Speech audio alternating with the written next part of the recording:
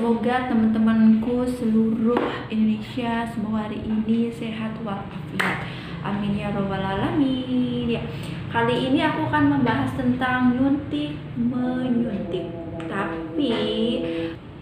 Tapi sebelum tonton videonya jangan lupa like, share, and comment. Makasih. Ya, karena sehari ini saya akan membahas tentang menyuntik, tapi kali ini aku membahas tentang bagaimana caranya menyuntik yang benar, atau ada berapa sih cara menyuntik yang benar, atau tempatnya cara menyuntik itu di mana aja, Bu? Tapi hari ini aku akan kasih tips gimana sih cara menyuntik. Misalkan kalau menyuntik KB biar tidak merasa sakit dan nyaman juga buat pasien atau soft kill. Tonton terus ya di channel aku. Ya, balik lagi ya di channelnya aku karena suntik. Kata-kata suntik, menyuntik atau disuntik apa ya? Hal yang menakutkan bagi semua orang pokoknya. Jadi belum tentu yang namanya tenaga kesehatan itu nggak takut disuntik.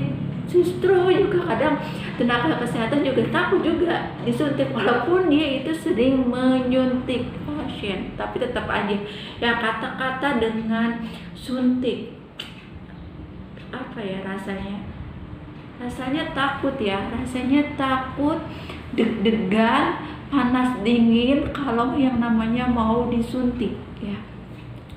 Aduh, hawanya itu udah nggak karuan dah pokoknya kalau mau disuntik. Itu yang namanya ekspresi mau disuntik banyak banget. Ada kalau misalkan contohnya suntik KB, kalau orangnya takut, aduh Bu, nanti dulu ya Bu, sabar Bu, masih takut nih Bu. Pasti ada yang begitu juga. Ada yang mau suntik KB tapi aduh, mau suntik nggak ya, dari rumah itu kayaknya deg-degan dulu ya. Makanya itu banyak banget pasien-pasien yang telat suntik KB itu ya karena rasa takut disuntik. Ya namanya disuntik itu kan pasti sakit ya namanya wajar ya, namanya disuntik itu sakit. Soalnya disuntik itu kan secara tidak langsung itu kan menyakiti gitu ya, langsung namanya ditusuk. Wow, ya, tipsnya gimana sih caranya biar pada saat kita menyuntik pasien merasa nyaman, terus tidak sakit atau shock kill. Itu gimana sih caranya? Yang pertama itu adalah kita alihkan atau merubah pikiran si pasien.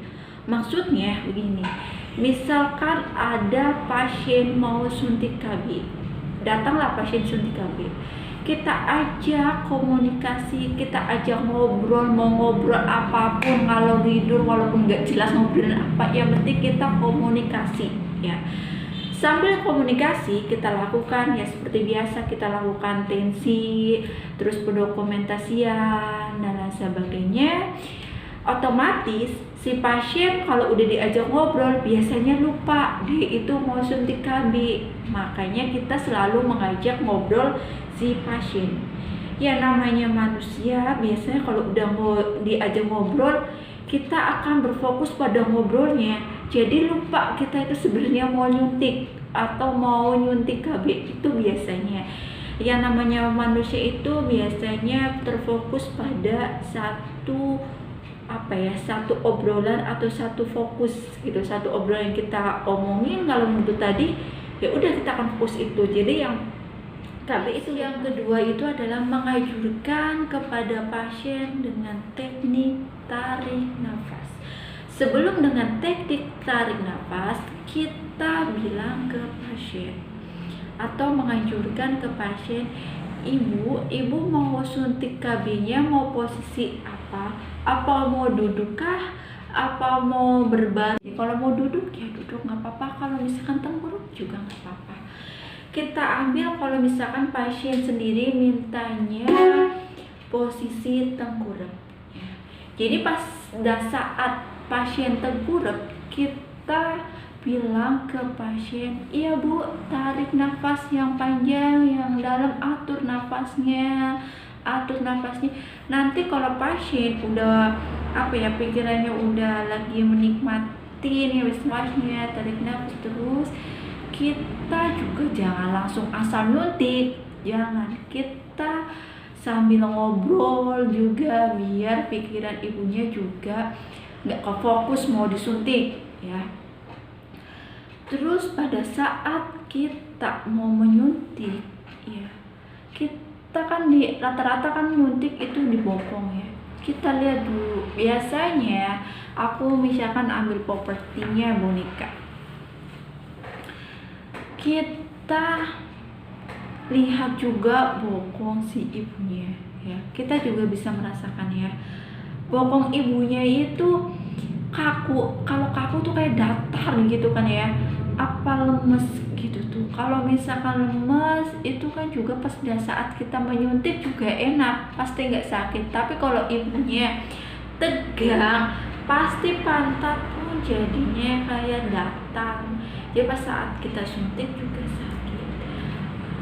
Jadi kita juga jangan asal mau nyuntik juga, kita lihat juga.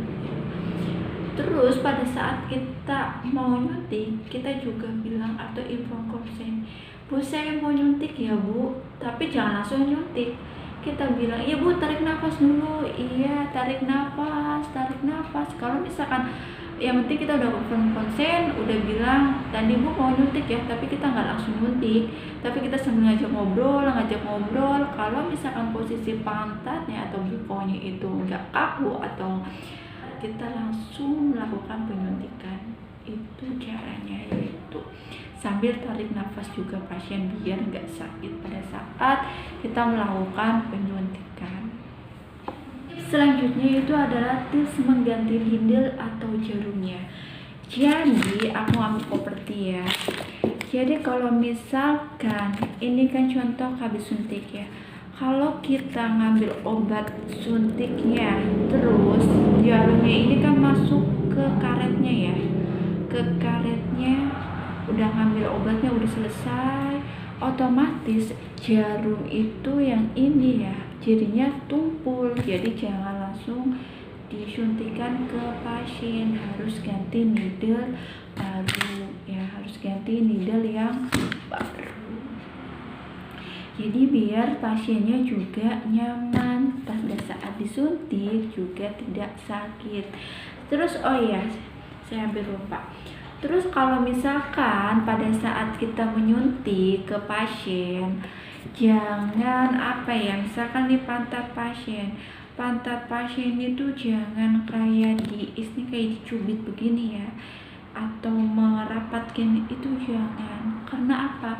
Kan namanya dirapatkan nih ya, ini bokong pasien misalkan dirapatkan begini, otomatis kayak kayak jadinya ada kayak ketahan, itu nggak boleh, malah itu yang jadi sakit. Kalau bisa boleh agak dicubit, tapi nggak dicubit begini, cuma begini aja ya, sedikit aja. Jadi kalau misalkan ini, jadi bukan begini ya, tapi begini aja biasa ya, biasa aja.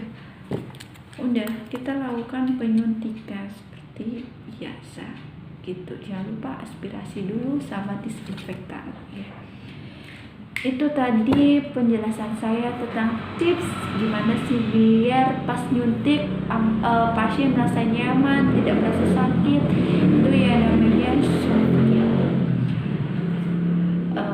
Sekian dulu video saya. Assalamualaikum warahmatullahi wabarakatuh. Jangan lupa like, share, and comment. Makasih.